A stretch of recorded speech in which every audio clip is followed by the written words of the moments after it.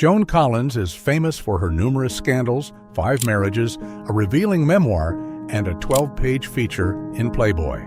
However, when Joan Collins first met Warren Beatty, she was in for the adventure of a lifetime. Their love was so intense that she wondered how she managed to keep up with him. However, his virility turned out to be the least of her concerns. Later on, Collins revealed a dark secret she'd been hiding for years. When it came to the dirty details, she didn't hold back. But more on this later. Today, you will get a chance to finally hear her story from her perspective. For most of my teen years, I wasn't boy crazy at all. I was more focused on my studies and acting ambitions. But by the time I turned 17, I was eager to gain some intimate experience, if only to measure up to my more worldly classmates. At first, I fumbled my way through my first crushes and dating attempts, often feeling awkward and unsure. Then one day, I was given a rare but strange opportunity. When I was only 18, I was introduced to my ultimate celebrity crush and idol, Maxwell Reed.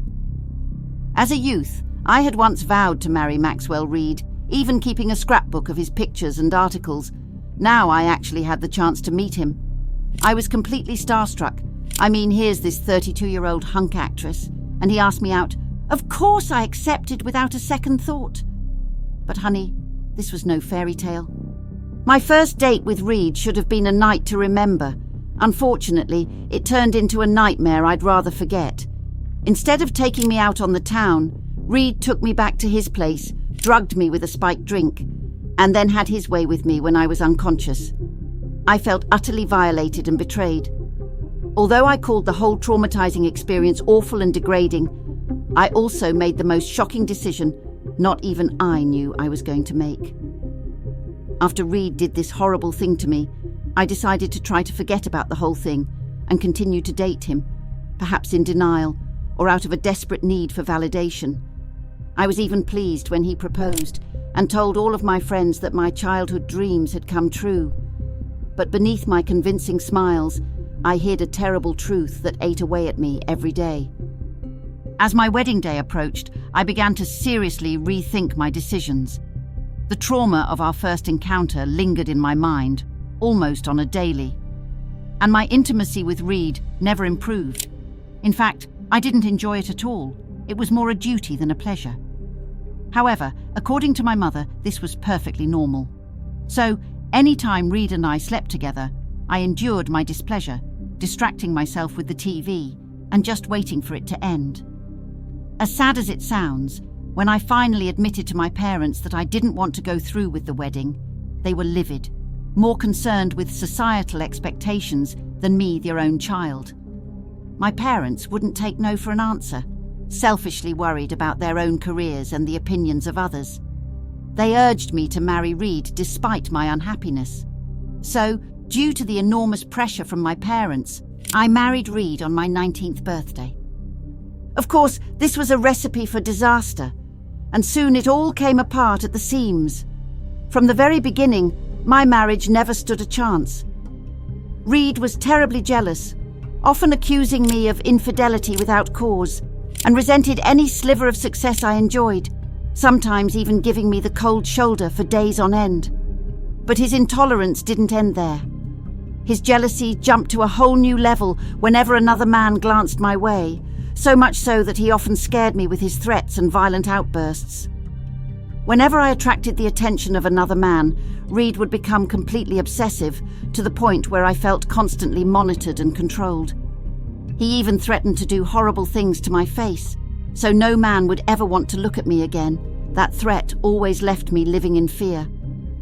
As jealous as Reed was, he wasn't above putting a price on his beautiful wife. On one occasion, he came up with a proposition so demented it had me on the run.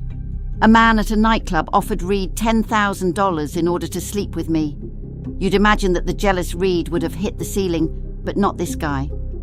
Apparently, Reed stopped being jealous whenever there was money involved. He actually wanted to accept the deal, and most importantly, he wanted to watch the transaction. I was disgusted. For me, this was the last straw.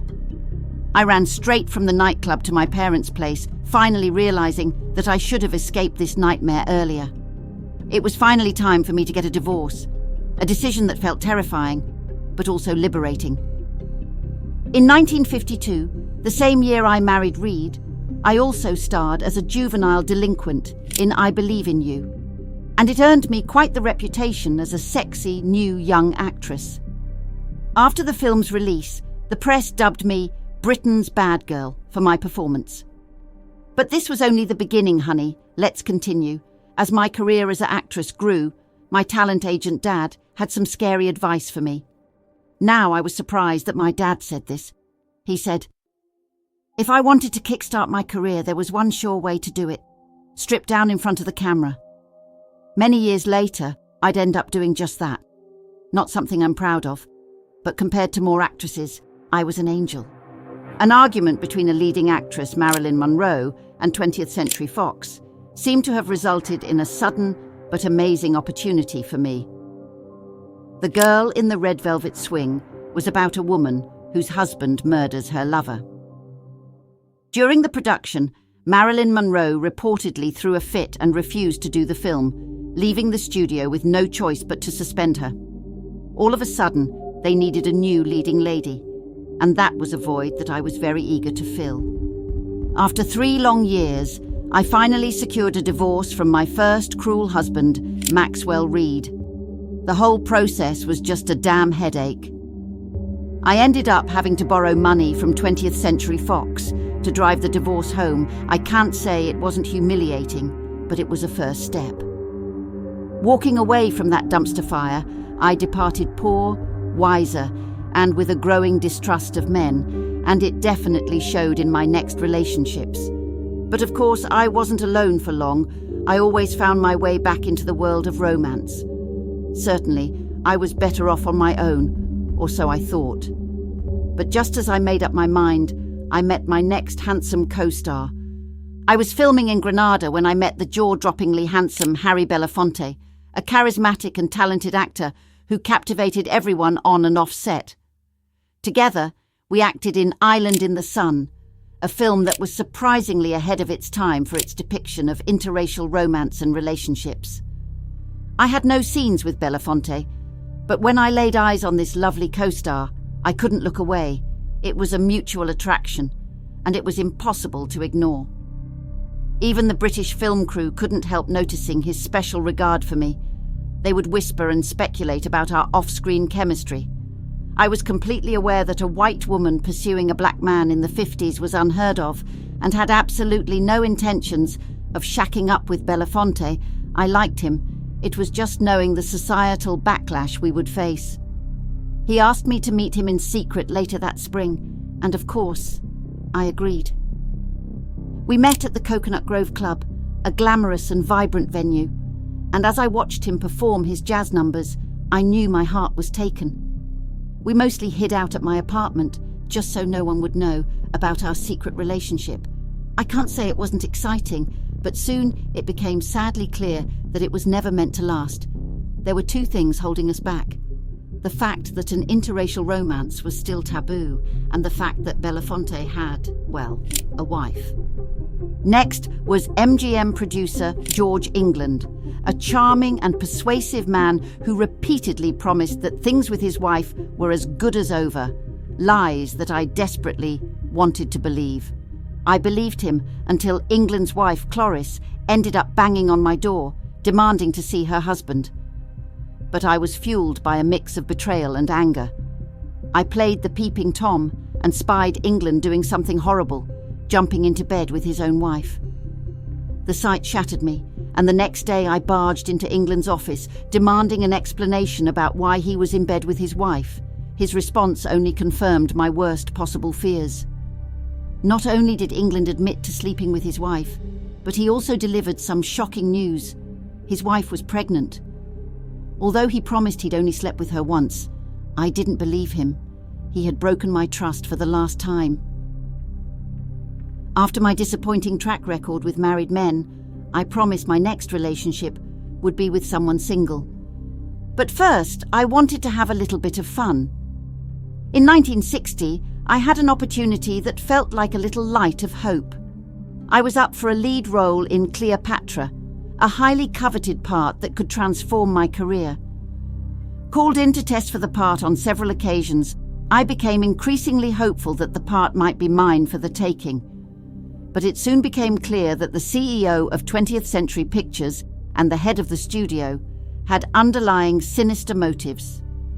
One night, while dining at a Hollywood restaurant, I couldn't help but notice a handsome younger man looking my way, a stranger who came off confident and very charming. Intrigued, I asked my company who the young man was. My friend told me that it was Shirley MacLaine's brother, who was just getting started as an actor. His name was Warren Beatty, a name that would soon be another reason for me being in the headlines, as if I needed another one. After seeing me that night, Warren was very determined to take me out on a date. He managed to get a hold of my number. I was just 26, and Warren was just 22, but once we started dating, our passion was unmatched. In fact, it didn't take long for Warren to move into my apartment.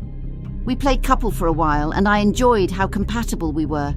But I soon found out something very odd.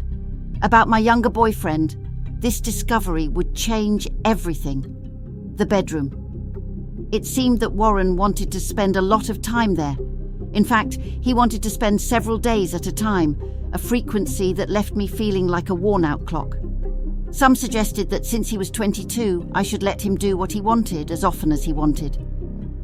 In 1960, I agreed to marry the young, horny heartthrob. But unfortunately, our careers kept pulling us apart. Knowing how many times a day he needed it, I knew much longer after that we didn't have much longer. Not to mention Warren's wandering eye for other women. Now he had attention from around every corner. Soon, I caught wind of some disturbing rumors Warren was cheating. When whispers of Warren's infidelity began to circulate, I didn't want to believe it. But that was only the tip of the iceberg. At home, we regularly engaged in fights, sometimes about rent, sometimes about our house guests. It was a total mess and was increasingly toxic. When I got the opportunity to film on location in Hong Kong, I jumped at the chance. I just wanted to get away from him. But even after we were through, I held on to a huge secret, but more on that later. My opportunities to make good films were quickly drying up. I hit rock bottom in 1977 when I appeared in Empire of the Ants, a cheesy sci-fi horror film that felt like a career low. It was around this time that my current agent took me out to lunch, and with blunt honesty, he laid out the grim situation and told me my acting days were now over. For the first time, I started to think about finding a new line of work. Interior design? Writing? Of course not. I was Joan Collins, a woman who thrived on drama and glamour. I never collected my unemployment checks. It wasn't my style, so I quickly secured the rights to one of my sister's most lewd novels, The Stud, and then set out to find funding for it. My disaster husband would be the producer. That's when I found George Walker, the head of a movie distribution company, for the funding, a crucial piece of my puzzle.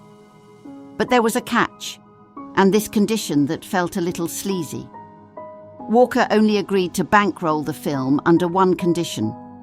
I had often stated that I would never take my clothes off in a film. I once said in an interview, "I won't ever strip in a movie.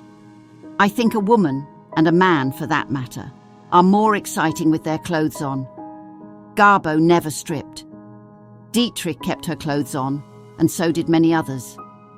And who is more glamorous than them? Of course, this was before my career went off the rails, when I still believed in the integrity of my choices. Now, with Walker demanding a stripped-down performance, I had no choice in the matter at all, and decided to do it. Viewers considered The Stud softcore and rather crass. Basically, there were a lot of scenes of my character getting it on. In a limousine, in a swimming pool, and even in a swing chair. What can you say? A girl's got to do what she has to do. That said, the film netted over $2 million internationally and became one of the highest-selling British videos ever. But there was more I wanted to do to fix my financial problems. I had one more cash grab left, a final attempt to secure my financial future. A month after the public got a watchful eye of me, my memoir Past Imperfect hit the streets, a tell-all that felt a tad bit scandalous. Just like my film, my book was extremely revealing. I knew it had to be shocking in order to get readers to buy it, and so I included everything: the shame, the vulgar, and the most disgraceful episodes of my life. However, I wasn't quite ready for what happened next. It hadn't occurred to me that newspapers might decide to publish excerpts from my book in its weekend edition, ᴜᴜ, an invasive publicity tactic. But there's more. The newspaper chose to use my most scandalous stories as headlines. Reportedly, I ran around LA, trying to purchase all the copies to save my friends from reading them. Considering the fact that I needed my memoir to be shocking to readers, I decided to spill on my relationship with Warren Beatty. In it, a particular secret came out. I had once been pregnant with Warren's child. Fearing scandal and a ruined career, I wanted to end the pregnancy and never started a family with Warren. When we called it quits, I walked away and never looked back. I finally felt closure that felt final. In 1983, when I was just on the edge of turning 50, I agreed to pose for Playboy magazine. At my age, it was a bit of a risk to let photographers take racy photos of me and then present those photos alongside 20-something-year-old models. It was a 12-page spread and photographed by old Hollywood glamour photographer George Harrell. During my career, I was on the covers of more than 400 world magazines, but the cover of Playboy still remains my favorite. That, and this gamble, paid off immensely. The images were absolutely stunning. As fun as that was, my next spin of the wheel wasn't so lucky. The Vegas setting for my 1985 marriage should have been a clue that I was taking a massive gamble. My groom was a singer, Peter Holm, who Michael Caine once referred to as the sweetest comedian, code for not funny at all. I soon learned that Holm was not my Prince Charming in any way, shape or form. My marriage to Peter soon spun out of control as his bitter temper led to heated arguments and constant fighting. I once described him as the most combative person I'd ever met. By December of 1986, I had placed a restraining order against my husband. The most baffling part of all was that he was in complete denial over the whole thing. Even though it was clear that I wanted Peter to keep his distance, he kept insisting in interviews that I still loved him and that it was only a matter of time before we reunited. I was simply having none of this and quickly hired a divorce lawyer. But the divorce proceedings were even more wild than I expected. My lawyer revealed that Peter had a secret lover, Romina Danielson. His questions were so brutal and relentless that I reportedly fainted on the stand. In the end, I won the case, and Peter only walked away with $80,000. My disrespect for Peter reigned supreme, so much so that in my next memoir, I only referred to him as the Swede. Reflecting on Joan Collins' life, it's clear she's been through a lot: scandals, heartbreaks, and successes. Despite the ups and downs, Joan emerged stronger and wiser. Don't forget, if you've enjoyed my story and would like to see more like this, make sure to show some love by subscribing and liking this video. Stay tuned for some more informative and exciting stories like this one.